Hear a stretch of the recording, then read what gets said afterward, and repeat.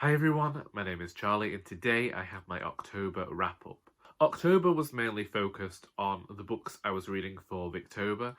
As we know, Victober is a month-long read-along hosted by Katie of Books and Things, Kate Howe, Lucy of Lucy the Reader and Ange of Beyond the Pages, and is all about celebrating Victorian literature. I made a TBR. I made that first video in which I was incredibly hopeful about my reading this Victorian October because I was thoroughly looking forward to reading more Victorian works. However, I was entering this month knowing that I was in a tiny bit of what I didn't want to call a reading slump, but looking back on it, it probably was. I still think that I was successful this month. I just wish that there was more Victorian literature in this batch of books that I'm about to talk about. So the first book is Wuthering Heights by Emily Bronte, and I don't particularly want to talk about that book anymore.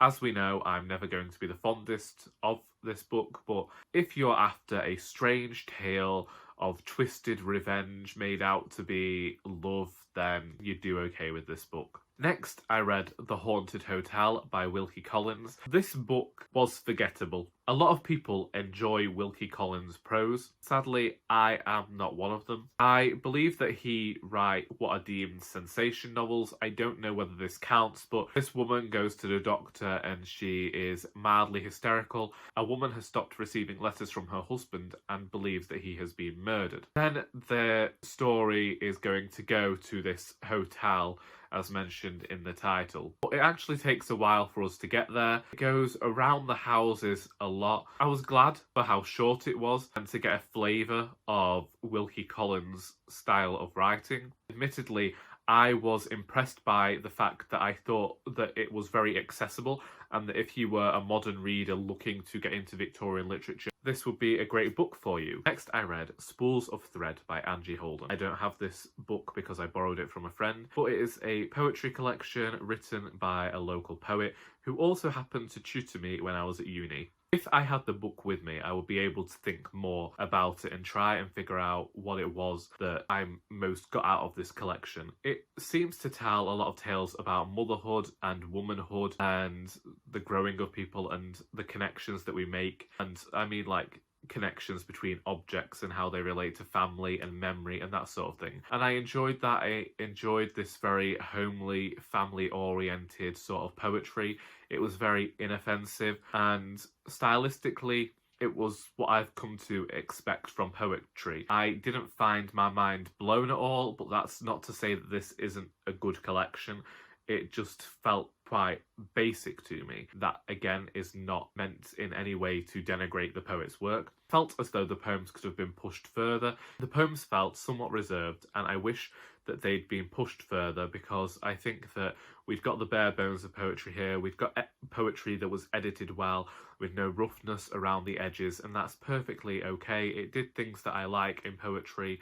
It's what I expect to see in poetry, and yeah, if you enjoy poetry collections, you will definitely enjoy this one, but it's once again not something that I would pull off my shelves again and revisit in future. Next, I read Girl Meets Boy by Ali Smith, and this was because I wanted something fast to read. Follows the characters of Anthea and Midge, two sisters. Apparently it's retelling one of Ovid's myths. I wouldn't know that myth beforehand, and I don't think that you need to know it going into the book, but it does make a big deal about that on the back. It's basically a nice lesbian love story filled with energetic prose. Because of that, I adored the prose. However, I thought that this book could be longer. I feel as though it's missing the entire middle. We have the beginning of this book in which Anthea is meeting the person who will go on to become a lover, and you have her sister Midge who ends up struggling with the fact that her sister is now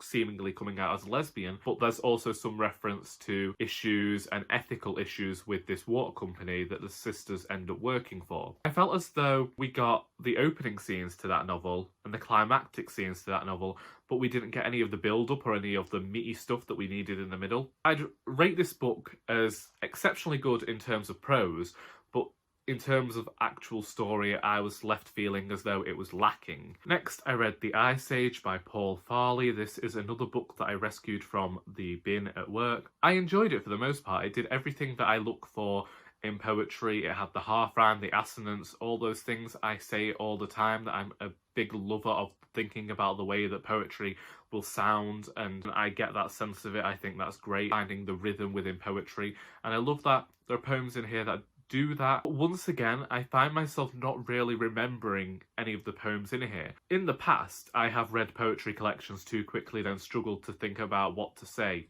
in my wrap-ups. But with this one, I actually read this over a number of days, and I was enjoying what I was reading. But once again, as with most of the books that I've read this month, there wasn't much memorable in here that would see me revisiting this poetry. I mean, the poet doesn't need me as a fan. He did really well with this. It won an award, but unfortunately, whilst I can see the merits of the poems in here, they didn't do it for me. Next, I read Starfell, Willow, Moss and the Lost Day by Dominique Valente. This story is a middle grade fiction following the character of Willow Moss, who is the youngest in this family of witches, and she's also the one with the least impressive power. One day, another witch comes to the door to say last Tuesday is missing, and considering Willow's power is to find lost objects, she is the only one who's going to have the power to find the day. If you have young children in your life, they will read this book and they will reread it and they will adore it. The story has whimsy that reminded me of Diana Wynne Jones. There is a scarf that seems to be somewhat enchanted, and there are all the things that we expect when we think of witches, and we don't really need to think much about. I have finally read Frostheart by Jamie Littler. This was everything I wanted it to be. This follows the character of Ash, an orphan who has been left in the care of this clan, and he is discovered to have a power that is hated across the world, is vilified. Because of his ability, he is exiled and ends up aboard the Frostheart, who go across the icy wastelands. The Frostheart's crew seems to be a crew made up of outcasts, so Ash fits right in, as does his Yeti guardian, Tobu. Gavin Hetherington has been talking about this book for a while now over on his channel. He really enjoyed it. He said it gave him Disney Frozen meets Moana vibes, and I definitely saw that. Ash is that child who is struggling to find his place in the world, and he's looking for validation, he's looking for family, and this is a great book when it comes to actually discussing a found family. I was really impressed with that. Does anyone remember the TV show Monster Rancher? It was on in the late 90s, early 2000s, because certain characters in this book reminded me of that. It's definitely a nostalgic book. I understand completely where Gavin was coming from when he talked about the Disney vibes, especially considering Ash is singing, so you could easily see this translated into a musical at some point. If we're looking at Ash and then we look at Elsa with Frozen, yeah, Moana with her, it's just great. The actual writing was pacey. Had I still been a child who didn't have many books, then this is one of those books that I would have picked up again and again and would have just read over and over, and it would have fallen apart like my copy of Harry Potter and the Goblet of Fire did when that was the only book I owned. Because this, it has magic, it has adventure, it has scares, and it has fear, and constantly throughout. An older reader can guess who to trust and who not to trust, and that's fine, but I think that it's got all the brilliant twists and gritty scrapes that middle grade audiences are going to absolutely adore, and it's such a well-built world. I honestly feel as though I could revisit it again and again myself now. It's also a brilliant seasonal read as well. You could bring, you know, you want a book to read with your kids over the winter period, then this is that book. It is an adventure story with heart, and out of the 10 books I read last month, this is in the top 2. Next, I read Goblin Market by Christina Rossetti because I was feeling glum about the fact that I hadn't read much Victorian literature for Victober, so I just read some of Christina Rossetti's poetry because I really like her poetry. And then we get to the book that I've been talking about for months now that I wanted to read. I was saving for October. It's been in my head to read, and I finally did it. and that is Martin Chuzzlewit by Charles Dickens. On the first day of Victober, I read 100 pages of this, and then over the next fortnight, I only read the next 200 pages. So last week, I downloaded the audiobook, as narrated by Derek Jacobi. And Derek Jacobi is a fantastic narrator. So much so that I started going on walks down the canal again just so that I could listen to an hour of him reading this book. One day this week, I just couldn't. I had 4 hours spare. So 4 hours?